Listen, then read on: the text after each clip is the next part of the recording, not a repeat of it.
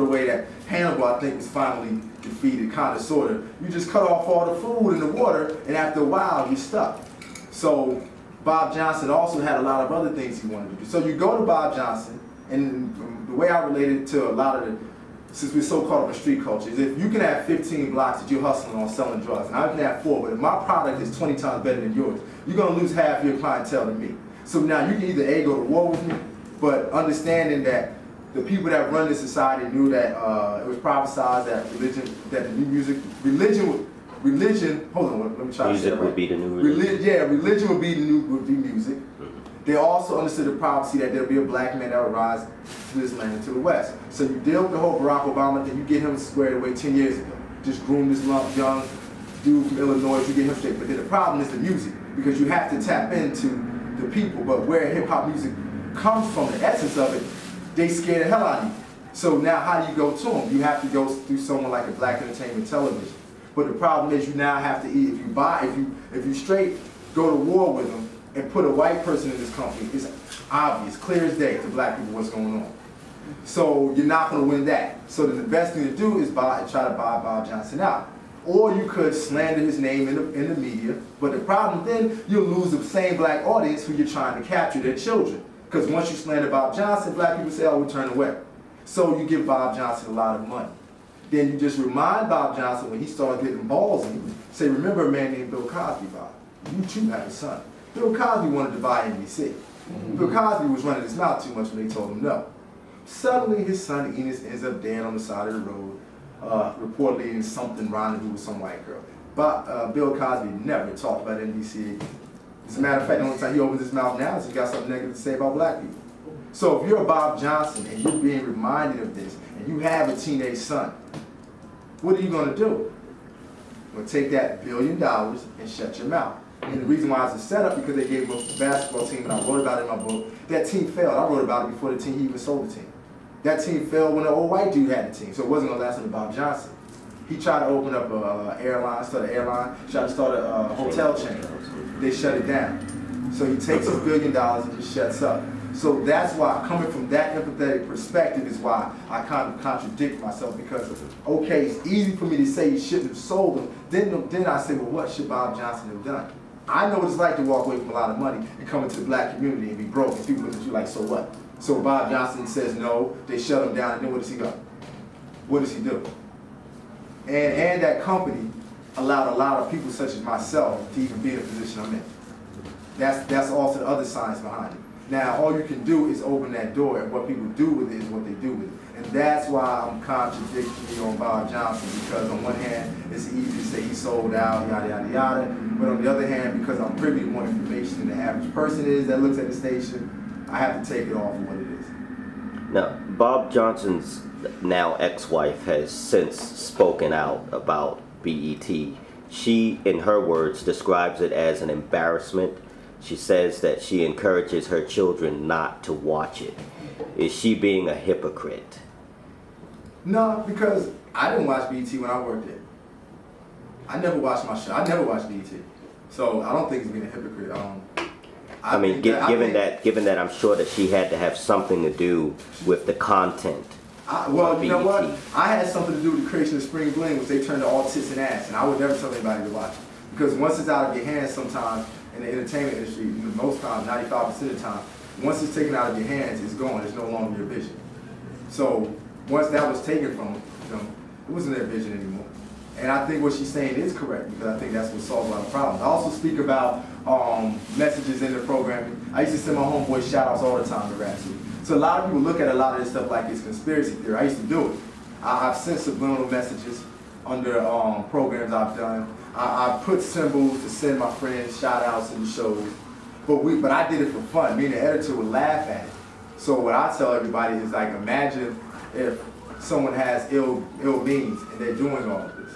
So the book, BET, Degraded Me, is actually it's available on Kindle right now. Go to Amazon.com, it's available on Kindle, or I'm out here, said by my man Azariah on 125th Street. So, and then the B section is still a lot of isms, just me isms. I challenge the science community by saying that the sun ain't a ball of fire, but giving my theory as to why, and things of that nature. So it's a lot of fun, and I think people will enjoy it. I attempt to keep it light and comedic.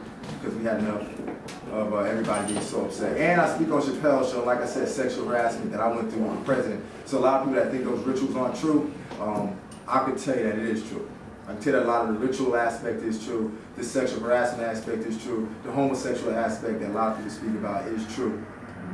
And therefore, that's BET debranding me in a nutshell. But I think I'm gonna ask Ryan for allowing me to come out here and we still got about 15 minutes, Brother Hatch, sit down, we could ask questions, just have like a real talk for a minute. You can leave the camera running though. Okay, sure. But I like, brother, you know, my memory is short though, but I do remember the part on the boat when he was talking about party. Oh, that's part. I remember that part That too. part gets me in trouble with every woman in my life. Like, you know, Yeah, that was interesting. What happened? I mean, What you mean, It was a lot of fun. I told you what happened. The book was a lot of I feel like you have something else. But it's all right though. The book was a lot of fun, you know. You could just I mean, leave the camera there. the Yeah. entertainment industry is. Yeah, I I'm mean, gonna just go listen, back and forth. Yeah. You know. The entertainment industry is sex, drugs, and rock and roll. I had a ball. Don't get it twisted. Like, that's why I look at this conscious community, funny styles of times. Like, man, look, you know, the women were finer and the money was longer. I mean, I had a ball. There was plenty of times that I turned down a lot. And not because I was righteous, just that I was so arrogant that I knew I was gonna be a star. So a lot of women I would meet, I'd be like, I'm gonna see you in a couple of years, you know, when I get there, because I wasn't a hungry dude.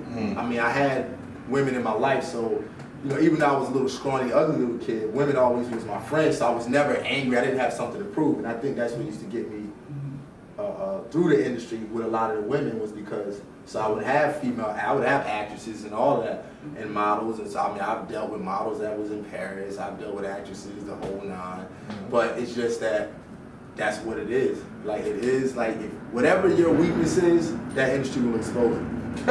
Whatever your We'll weakness. try to find out what it is. Yeah, like whatever the weakness is, and my weakness is my coon buttons broke, and the industry exposed it.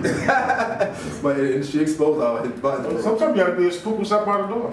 I was for a while. I just couldn't stand long enough. That's where Dave Chappelle where he was way better than me. He was able to stand there long enough to get the money. I couldn't even stand there long enough to get to the money. Like, I was like, you know what, I can't do this. You know, I never watched that TV show, that station. Never watched it. Neither did I before I got there. Really? I didn't do that. Sometimes I'll flip through it, I'll stop and I see some shit that looks really fucked up. I go, oh, keep going. They have a new black station now. Yes, TV1. Centric is a Yes. Yeah, exactly. Yeah, that's a little better. It's but like a they bit still, more they're gonna adult get better. contemporary. Yeah, well, I just did an interview the other day, a while ago, and I was telling people that what you're gonna see now is the BET's gonna clean up the programming because they got what they want. They got that generation. That's all they wanted was a generation of children. And so now, and that dude, it's been 10 years. No, it's been about 7 years, and I don't even think it takes 10 years anymore. Because I mean, I heard some young girl on she's about 15 years old talking about Columbine, like, as if it didn't happen kind of recently. Like, you would have thought Columbine happened back in the Civil War, when she was talking about that Columbine High School. So I was thinking like, wow, your memory box is short. So they only need about 5 or 6 years of giving some nonsense. I mean, listen, I got off the A train, and right as soon as you get out, on the telephone joint. Now the statistics, according to the white boy, 92% of all new HIV cases in New York are black women and Latino women. They still talk about that HIV shit? Oh. Yeah. I thought that shit was done gone. No, it's up now. It's not even. I thought they finished that fake shit up. Nah, just check. In big letters it goes, who cares? Because most people, then it's like little letters, whatever. But that's the science of it. Because the lady was like, I don't see, what else about it? Psychological forecasting. Because they'll tell you that, and you'll see it. You won't check it in your conscience. It goes in your database, and we start living it. But there's another brother dropped something way deeper. He said that's all about population control. I said, man, you're right. Mind control. Right, yo. Mind control. Because, I'm specific at what I look at and read. And I don't hear that stuff no more. It like just disappears. Yeah. You know? If it wasn't for white people in their media, you wouldn't even know that shit exists. It's First it was what was it first? A green monkey? And then after that it was gay Haitians. Then what was it? And they just kept making up different things for HIV and we know that HIV really is dealing with the cow, the bovine. So sheep, who mess with sheep like that sexually? I had a That's video tape European. on that. Yep. Someone That's stole European. it. But isn't It was just, but it was gross. but isn't the symptoms of, and I may be wrong because I don't have anybody in my life who's HIV positive or has AIDS, but aren't the symptoms kind of similar to like sickle cell or something crazy like that? Where I would. where you can easily kind of sort of flip flop, like someone who has sickle cell, you can kind of. In my opinion, it's an attack on the thyroid gland. Okay. Because the So thyroid not- gland is really the key to your immune system. Right. That's what it's saying to Okay, me. The okay. food, the water, especially in women, you know, because that's the way we get here. Yeah. You know, the thyroid gland, and that's Okay. where if you want to call thyroidism AIDS, then that is a minor form, another way of projecting that out, the way they're doing it through the foods. But AIDS is really your T cells break down, and the medicine actually breaks it down even further. And the whole idea was, let's destroy the T cell. So if a person has AIDS, they have no T cells for the AIDS to destroy. I'm like, what the hell kind of thing? What kind of nigga leg off? Put it on a white cracker, right? That's shit. Well, that's Like, good. what That's why they're practicing You physicians. didn't think niggas would know how to deal with that? We got biologists. Dr. Jack Felder was a biochemist in an underground base at Fort Detrick, Wow, what's that? and he wrote a book about that, breaking the whole thing down. You didn't think niggas would find out? He's right here in Harlem. We talk to him every day. I didn't know that. I He is didn't know that. AIDS no one knew about AIDS until Dr. Jack Felder came out with the documentation, stood on 125th Street back in the early 70s, handed it out. Next thing you knew, it was in the paper, boom, boom, boom, bigger and bigger and bigger. And then it's funny because they throw it on such blacks, but I wrote it even in my book, like shoot, in my generation 30 to 40, the first time I ever even heard of AIDS was that white boy, Rock Hudson. It wasn't through the black community. I ain't hear nobody black had AIDS first. It was that white boy, Rock Hudson, was always on TV, AIDS. And I'd tell my mom, like, what's AIDS? And she was like, it's just some new disease that gay people get. You know, so I'm like, so you're hitting us upside the head like it's a black thing. And I'm like, the first times I heard about it was white men. And Rock Hudson wasn't openly gay. So it wasn't even a What gay did Bobby man. say? And I believe him. All white people are gay. All white people. So why we got AIDS? We're all gay. We got AIDS? What the hell? You know what I'm saying? And the way Rock Hudson looked, everyone has that picture in their mind. He looked horrible. That was like the worst. Yeah. You know. Yeah. And they, you They're know. suffering. You know, they're supposed to suffer anyway. So it's all of this ties into this. It's crazy, this whole media thing. But I tapped what I wrote in the book was I talked about Edward Bernays, Sigmund Freud, and you have that lecture. I tell people all the he time. breaks it down. Buy that Sigmund Freud lecture because you will be like, wow, this was all this set up in That's this deeper than TV you shit. thought it was. Yes. Edward Bernays. He didn't die until like 1994. The littlest things that you wouldn't attribute to mind control, like women smoking cigarettes and Yup. and TV commercials, and a black African woman who was well built go downtown and look in the store window and see this little thin thing, and then in her mind something wrong with her. You know, that the little mind control Yup. stuff that you see around you every day. Yep. Every day. Edward Bernays said in his interview, he said they didn't even know if it would work. They just tried it. I remember that's what caught me. He said we didn't even know if this would work. Right. And it's like, wow, so this is what, and this really started in the 20s. That's what makes me look at American history. Like, you know what? I'm being nice by giving them a lot of this stuff over the last 150 years. Because you don't see nobody over 100 no more. But you know how you study that? Go back and look at the early movies, the black and white movies, because that's dealing with the science of Edward Bernays. Wow. I was watching Gone with the Wind. And now I gotta watch that. I've never watched that before. I've never watched it. It's really a black movie. Positive black characters saying some deep shit. I gotta watch it now. The mammy, through the whole movie, come on, yo, you white trash. Let's go, white trash. I said, hold up, wait a minute. I gotta sit down. Let me check this shit out here. She does that shit through the whole fucking movie. Are you serious? I've Just never calling seen it. crackers white fucking trash. I Naturally. said, that's where it comes from. It was a natural flow. Whoa, it was deep, man. Gone with the Wind. It is serious movie. Well, I figured. That whole era of movies. What was her name, Hattie? Patty McDaniel. McDaniel. Now I figured as much because I know my family. We began to find out we The lost. so-called mammy, the Yeah. so-called mammy That's that we un- call sold out Right. was the one who came up with the term white trash. That's right. Wow. Yep. That's And your mama on your pancake box. But yeah, see, that's what I'm saying. That's my last point too. Yeah. What you were saying, because my family, I know we lost most of ours during the Reconstruction era. But what has always confused me is that why are black people so quiet about it? Like, there's older black people that know, but they're not saying like, like we were talking about the Negro Leagues yesterday. Yeah. There's black folks that are old enough to say, you know what? But it seems to me that they're just tired. And they just don't want to say nothing, but it's kind of like, the story has to be told. Some, Like, depends on the person. Some of them are afraid to talk to people. Yeah. Because people A lot out of here painful today- memories. Well, no, you have people out here that first of all, most people don't listen. okay.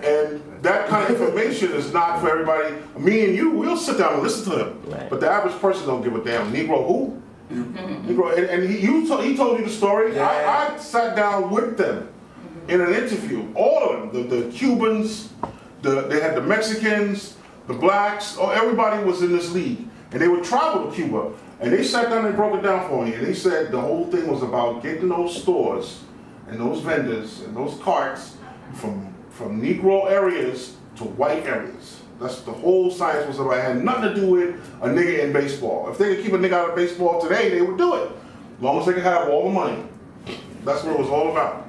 Yeah. They didn't even get, white stadiums didn't even get fans in their shit. They get like dyslexia, a few people. Right. But the black stations, the black stadiums were flooded, Yeah. full. So they had to get all that over there. And I remember them telling me that, and I was truly amazed. I met them at the Black Expo in the 70s. That's when they used to come. And I got the cards. They had like little baseball cards and all that stuff.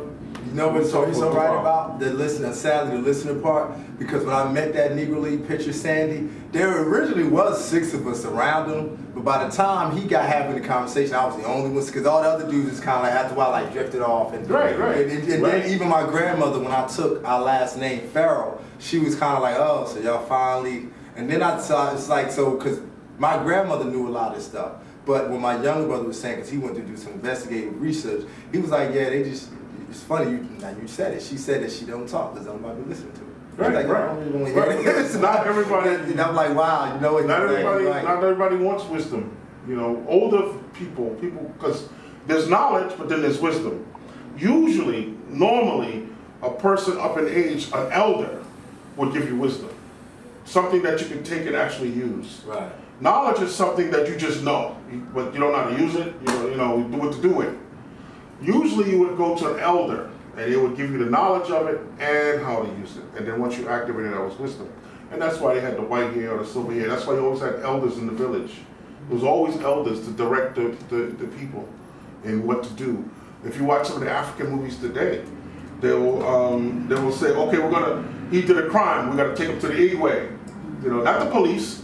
No crackers coming in your neighborhood. We're going to take you to the elder niggas in the block. All right? So we're going to deal with your ass. You know what I'm saying? So that's what, and even in my time growing up, you couldn't just walk down my block. You couldn't do that. If you did something wrong in the neighborhood, the whole goddamn block knew it.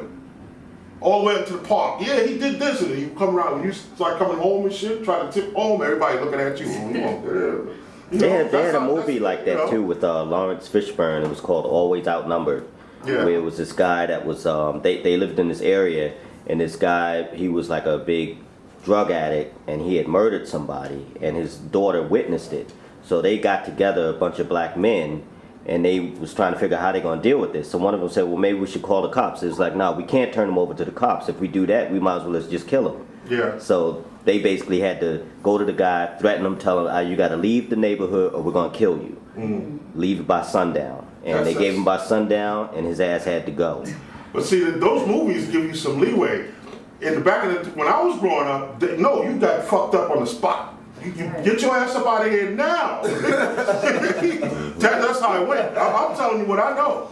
You could, and me too. If I went down the wrong fucking block and I was by myself, bunch of niggas go, yo, what you doing, man? What you doing down this block? Who you? Yeah, I'm leaving. That's why I'm leaving. That's why. So let me ask you all something. Like, how do you feel about like all of these crackers coming to Harlem now? Do you think it's just about the economics, or is it that I've heard other people say, well, they know some shit is coming for them, so they trying to absorb, get around black people so maybe they can be protected or some shit like that. What do you think, How do you brother? feel That's the about brother Fadici. What do you think about that? No, we were just talking about that, that's probably close. Their time is up. Yeah. They already know that. So they're buying time. If they just all by themselves, they're gone. Mm-hmm. So it's like the Dracula needs to suck somebody's blood. Who got the best blood? Mm-hmm. You know, so they need to be here, they need to be right around you. Like I told you, we had the white girl in my thing last night. We had jazz and poetry and stuff like that. And everybody kind of enjoyed it, but she said, I love Harlem. I love her with passion. And so these Europeans, this is their salvation. They leave 42nd Street to come here. They want to rub elbows with you, and unfortunately, they're still the Dracula, and we were walking around like this. Right. Right me, you know. Yeah, we are the gods. Everybody want to be around God. And what the brother said is correct, because if you ever had a job, I had jobs before. When you go to work, them crackers get up on your face, they want to suck in your breath. They want to smell your farts.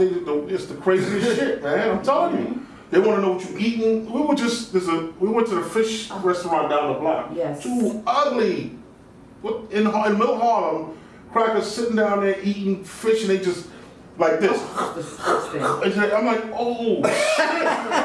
I'm like, yo. Yeah, it's horrible. Just gobbling it up like they eat the person. You know, it just seemed one nigga looked like Dexter, the guy looked like Dexter. The lady was like, you know, and I was like, wow, this is really something here.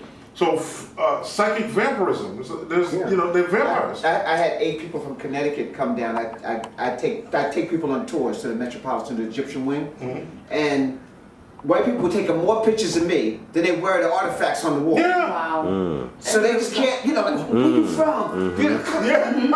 you know, I'm like, where's the museum? He's right. Oh, You yeah, all I right? saw that. I was in Bermuda, right?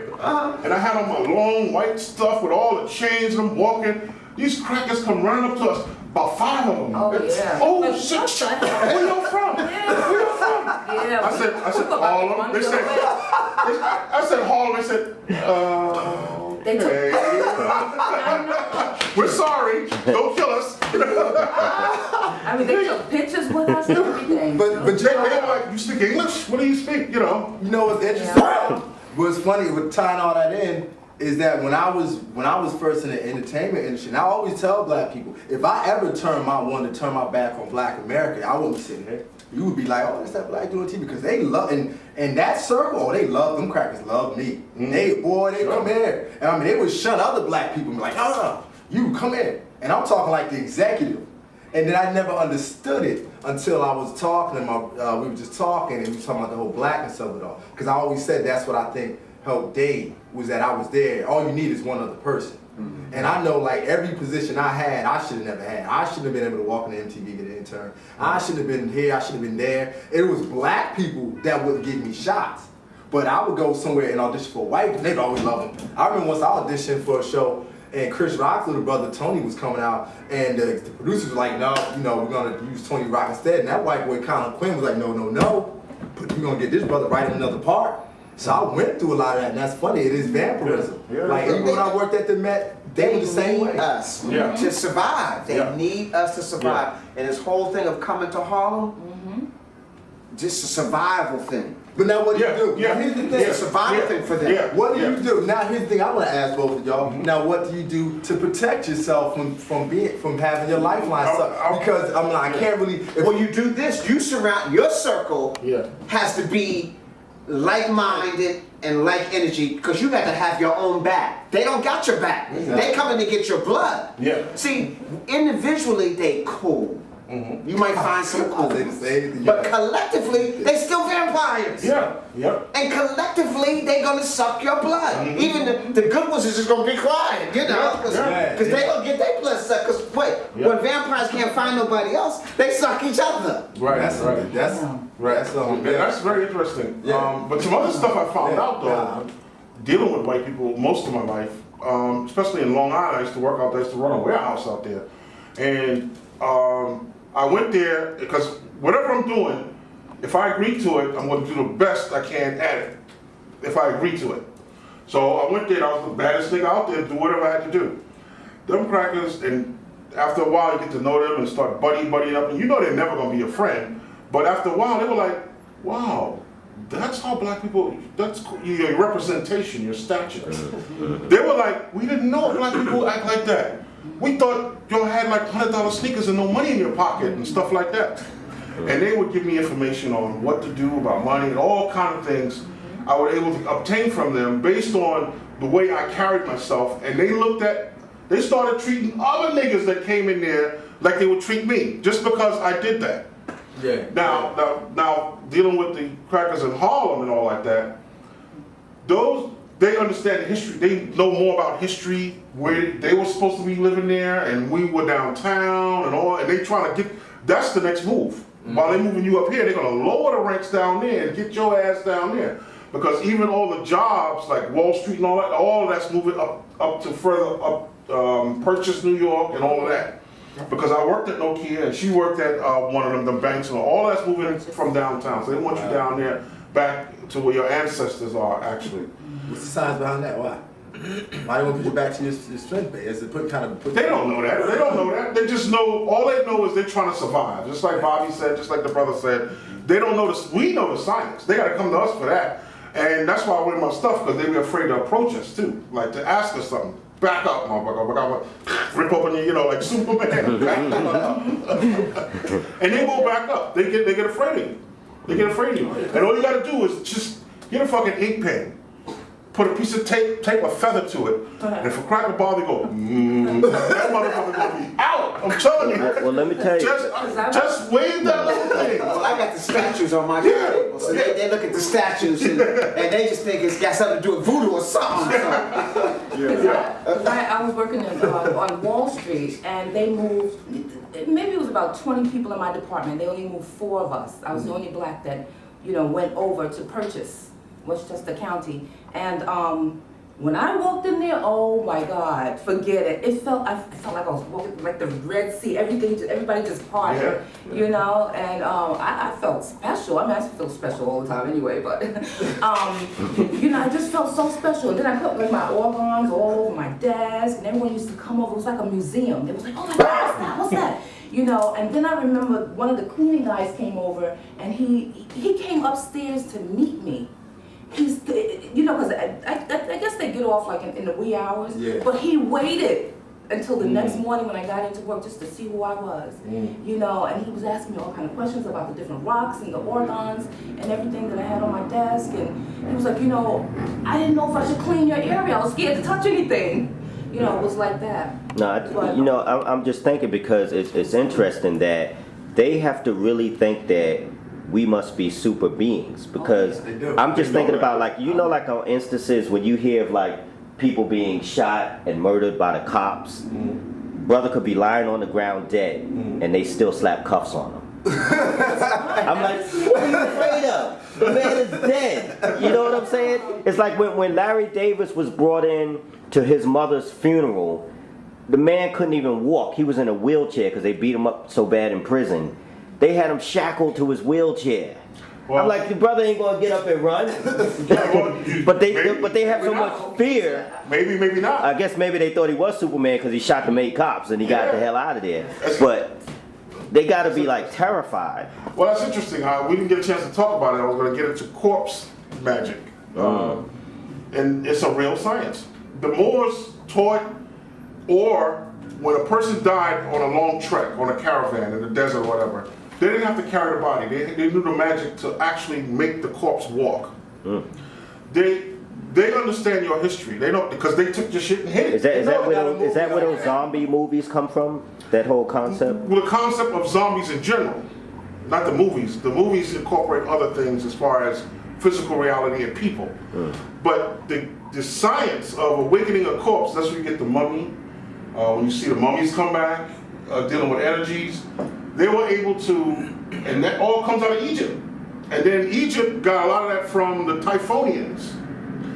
They were able to wake fucking dead bodies up and make people move and just roll. They wouldn't have, the person wouldn't be in the body. It'd be an empty shell, but they were able to walk to their own grave. Was that like with the So they know that niggas know some shit. They, I mean, if I knew the history of that stuff and I was white and I came in contact with a nigga, yeah, yo, you dead, bro. I'm still handcuffing your ass. You know what I'm saying? Because you can wave 2 or 3 fingers with a feather on it, them niggas are scared, you know? They're very fearful people, and when I was in the military, I was with some people that was in Nam, Vietnam. Most of them would cry for the. This is what the brothers told me though in Nam. Some of them had their hands shot off from the jumping out of the planes and stuff. And they said to me that most of the white people, he said the Vietnamese would come into a tent, let the brothers go. Yeah. They were called tunnel rats, the Vietnamese. And they would kill the white person, and he said when they would die like fucking faggots crying for their mothers. They would run, they go AWOL, and a lot of the people who got caught, captured and never got them back, they're still in Vietnam, were AWOL. AWOL, white people running. White people running. So they really, in my opinion, y'all might call them human or man. I really don't. You do have some that have melanin, but we are people and they are not. They're animals. That's why we go back to the fur thing with the hair. You have hair, they have fur.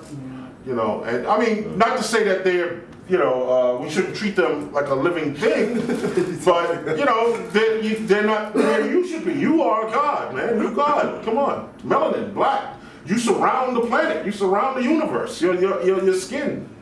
You know, and we got about 5 more minutes and then we're out. Yeah, 5 more minutes. Right. Yeah. Did anybody notice, like, I'm sorry. No, go ahead. No, I was just thinking of something. The other day I asked this little girl, she was reading a slavery book, and I said, what do you think about white people? And she just looked at me and said, Cuckoo.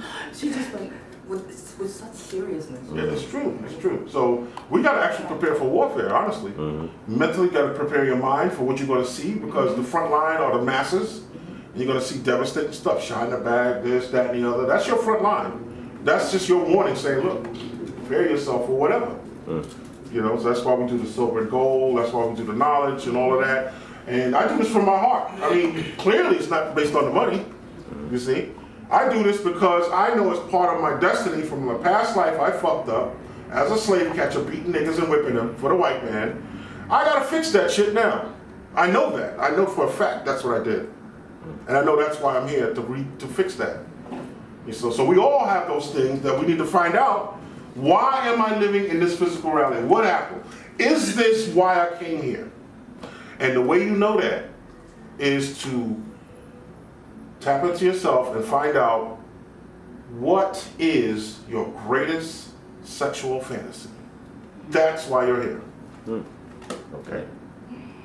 I was told that I ran a brothel. I believe it. I incarnated down here. I believe it. I really do. I remember the near-death experience when I came, and I don't remember much up until that age, that stage of my life. But I remember when I stepped into that, jumped off the high dive, because I was in a daze the whole time, and I landed. And I was told my father would always call me was I saw silhouettes of people looking down at me, but the problem was I was in a 12-foot pool. And I saw like 4 people just like this silhouettes looking at me. And then when I reached up to them, then that's when the lifeguard's hand came in and he snatched me out. And I had never swum, didn't know how to swim. And it was so calm that no one even knew that I almost drowned. Because I told my father, like, I remember I felt like I was sitting on an air bubble. And I just was looking up, and I didn't try to get out of the water. I wasn't panicking. I would say it was the most peaceful time that I could have ever experienced. And I just looked up, and I just saw the silhouettes. They were looking at me. And I said, from that moment, I remembered everything. I went home in a daze. I walked to the house and said, Mom, I almost drowned. And went to the bed and went to sleep. And because there's photo album my family has, like of us in Mexico, and I'm 3, 4 years old, and I'm looking at this little kid like, I don't remember that time. And I only have flashing images. They say that's the best way to die, is drowning. That's what they said. Well, as a matter of fact, the biggest graveyard on planet Earth is the ocean. Probably. Yeah. That I know, because as a youngster, I remember growing up, I always remember that as a definitive time in my life. I remember having a godmother, Mama Wee, that we used to call her. My younger brother said when he was little, he used to see her as a demon. But I was like, I think she was here to guide me somewhere. And it was, and I don't remember anything from being a young child like that. Like, I had fleeting memories. I can't tell you what I did. I know people are like, oh, when I was 1, I'm like, I can tell you what I was doing from 8 on up. But anything before that, I don't remember. I look at them, and then if you look at my family's photo albums, my mom has 7. And I told him one day, I said, if you didn't know I was in this family, you wouldn't think I was a part of it. I'm not in it. Like, you go through the whole photo, it's everybody else, and I'm not in a lot. It's really, Wow. so, You know what you could do? You need to be around large bodies of water for at least a week. If you do that, your past life, your what you did at young ages, you even have memories of the womb like I do. I can remember shit in the womb. wow. You will have all that memory come back to you, but you got to be around a lot of water. But won't For it a be long period of time. complicated? Because here's the thing, isn't it more complicated in that sense? Because I really, like I said, I really feel strongly that I always felt as that young child that I used to tell my mother, I came to retrieve something. I always literally used to feel like I was in like a superhero movie. Like, I came to get something. I didn't come here for none of this stuff. I came here to tell black people something and to mess with their women. Because for some reason, that's all my interest is. I'm not interested in none of that other stuff. Yeah, no, but try the water technique. I am. Even if you have get a female or somebody that could, even if you just do it in the bathtub, that could just let you go to sleep in there. But they gotta watch you because you could drown. Well, usually when people start drowning, you wake up. But so that someone watches you, it's better to travel by ship. It would be better to travel by ship because the ocean is vast. But if you can't, then do the bathtub thing. That'll give you some memory pulling it back. But you have to be in there for a while, all lights off. It would be like a deprivation tank, and that will bring you some reasons or knowledge of what. Yeah, I've never had. But you can't go by what you think because that's programming. Yeah, see, like, I've never, even my whole life growing up, I've never, ever once dreamt about me in the past. If I drink, when I recall my dreams, it's about right here and right now. I've never dreamt me in the past. I've never seen me anywhere else. Right. It's weird. It might be where you don't really need to. Maybe you program yourself not to even know that and to go through this lifetime with what you got. And that's how I feel. Like, when it comes to astral projection and things, my whole family's like me. And everyone can do a lot of things, but I kind of feel like the reason why, like, I've done it enough to know that I can go places. Like, I have visited Kemet, and I knew it was because. But you might be a late bloomer. That's what I was. A late bloomer is information won't come to you till much, much later. And I'm glad it did. I'm glad it didn't come earlier because I would have dismissed it. I would have thrown it away. When I was always on Black consciousness, I was like little Michael Evans as Yeah, a but child. there may be It's just something. really weird. But Yeah, I kind of thought that I put a block up about a lot of that because I know me enough to know, and I've said it before, that if I could at will astral project, you know who I'd be? That homeless dude sitting there like this. Because I'd be going all the time. I wouldn't come Like back the here. Moors. Yeah, I wouldn't come back here. I'd be going all the time. I'd be in a Pleiades somewhere, but you'll see my body on the gate like, damn, he has so much going for him. So. Because I can only remember as far back as like 2 years old, my mother used to push us in the stroller. My little sister, she's a year and a half younger than I, and she would lay in the stroller and I was on the back, But she would sit up sometimes, and I so remember the back of her head. It was like so nappy, and I remember that like plain as day. And now I have nappy hair. We got 7 minutes on the tape. Okay, we're gonna close it Yeah. down. You want it? anyway. We got, Okay. You want to use up the brother rest of wanna the say 7 anything minutes? else Or? toward the end? No. Well, let me just ask you a quick question since we're talking about like past lives and whatnot. I heard Bobby say something about like, because like how like the immigrants come and they do like all these type of menial labor, like Right. pick oranges and sell oranges on the side. Bobby said we don't want to do that stuff as black people because we've done all that shit before. It's How do you like I feel said, about yeah, that? we're gods. Those immigrants that are coming here now are your servants. Just look at those pictures of the Moors. They had servants. They are your servants. You have now supposed to have moved on to a higher level. You're not supposed to have a job right now. You see, that's why they're closing all the schools. Because they try to turn it around and make it look like, oh, well, black people are lazy. We just don't want to work.